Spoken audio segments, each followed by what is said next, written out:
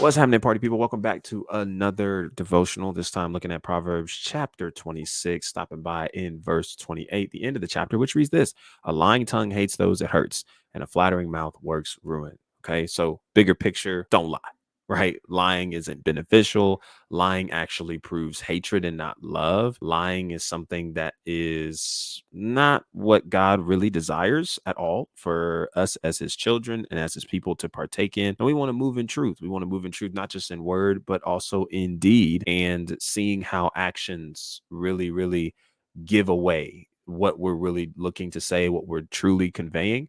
And a lying tongue just isn't beneficial. And let's take it a step deeper as we continue diving through these proverbs, because I think what is very intriguing in this entire proverb is just the insight that we get from knowing what a genuine friend looks like, knowing what it looks like to be a genuine friend to other people. And I think sometimes it's possible that we struggle with friendships and relationships in our lives, not all in one category or for one specific reason. But for some of us, it can be just because we don't have the capacity and willingness to be honest with people. And honesty goes a far way. And of course, we need to be mindful of how we're being honest with people, because it's not just about what you say, it's how you say it, when you say it. But it's possible that a lot of us struggle with those connections because we just don't know how to be honest. We don't know how to be honest with what we see. We don't know how to be honest about how we feel about this person, with this person.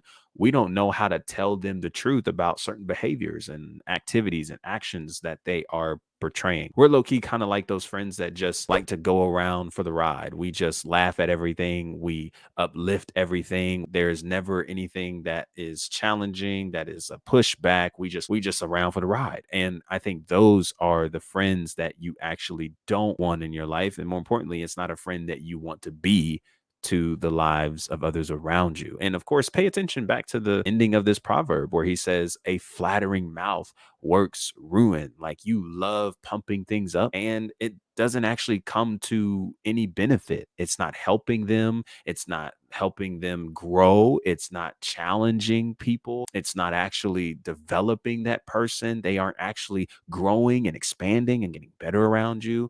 We just support anything and everything you do. It's almost like they can do no wrong. And I think the first step to creating such an environment where we don't have people like that in our lives is by setting the temperature and being that kind of friend to other people, the kind of friend that is able to be honest, able to tell the truth in a gracious manner, in a loving manner, well received, as you looking out for the best interest of the person that you're serving, the person that you're revealing such a truth to. And an even deeper connection is really seeing how genuine relationships and connections that we carry with people always carries a risk of offense. And by risk of offense, I just mean that for us to engage in genuine conversation, beneficial conversation, we both are taking a risk in order to have a conversation with one another. We're both taking a risk to say something that could come off the wrong way, that could rub off on the person the wrong way. And if we don't have that available to us in the conversations we share with others, then it is extremely hard and difficult to actually build and cultivate a genuine connection with somebody. And I think,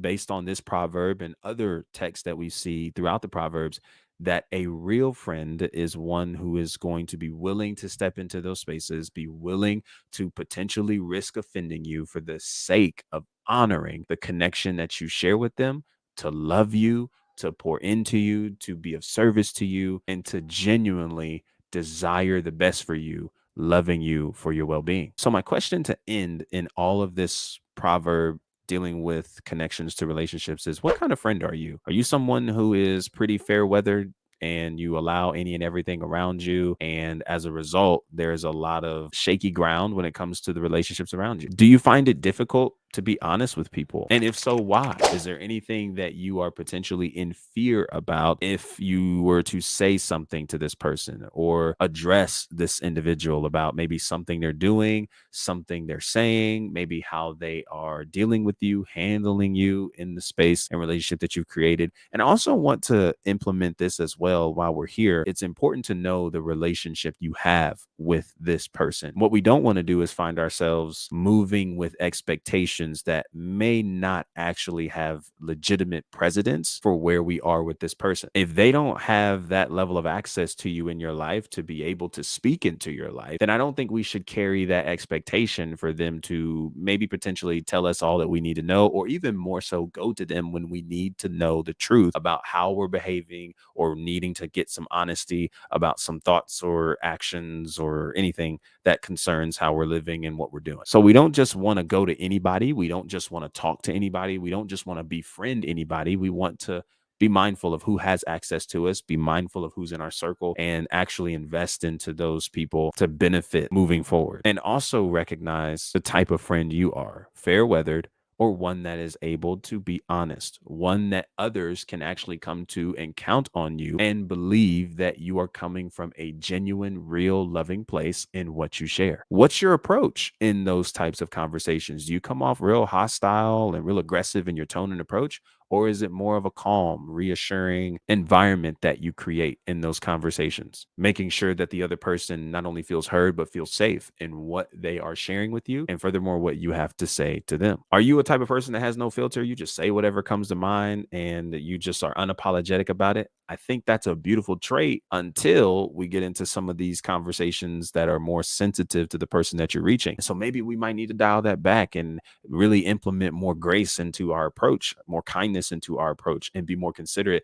Okay, how does this person feel when I approach them this way? How would this person receive the message I give them if I approach them in a certain manner? Because ultimately, the messages that we share, we want that to be able to be received. And the best way that we can do that is through charity and kindness to the individual that's in front of us. But in the end, I think it is extremely important that if we're going to create genuine relationships where lying is not a standard, where lying is something that we don't want to make room for in our lives, and we would rather create genuine, authentic relationships with people that we can be honest with, they can be honest with us. They don't have to walk on eggshells. They don't have to do all those kinds of things, that we can keep it real and be willing to grow with one another. We must do these few things: stop jumping to offense so quickly, and more importantly, be that friend to others, so that way the environment can be created for such to be responded back to us. Sometimes we're afraid to be that person and be that example at first, but in all actuality, when we really look at Christ, when we really look at the scriptures, when we really look at the love that he leads all of us in, it's a love that doesn't require reciprocation in order to first do. And I think that's something that we ought to pick up on, is being willing to be that friend first,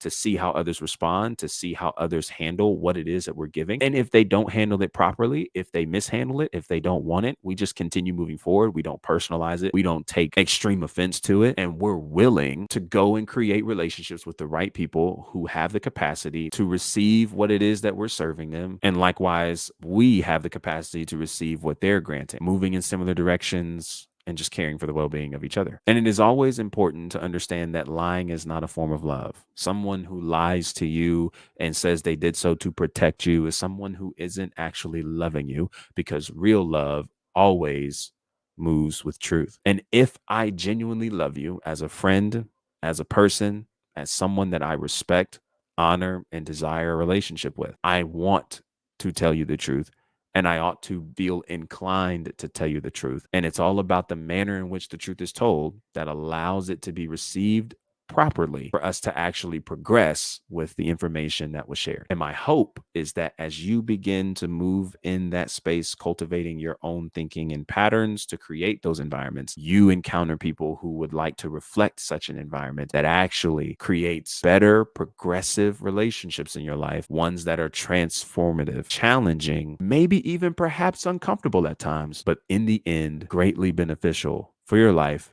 and where you're going. And anyone who is willing to potentially risk offending you by telling you the truth, doing so in grace, kindness, and love, allowing what they're sharing to be received, is someone that is worth keeping around in your life, and not someone that is to be tossed to the side because of your ego and selfishness getting in the way of somebody loving you enough to tell you the truth. Listen, I appreciate you guys all so much for tuning into this video. If you like this kind of content and you want to hear more, definitely subscribe, like this video, share with a friend who could benefit from hearing a devotional like this.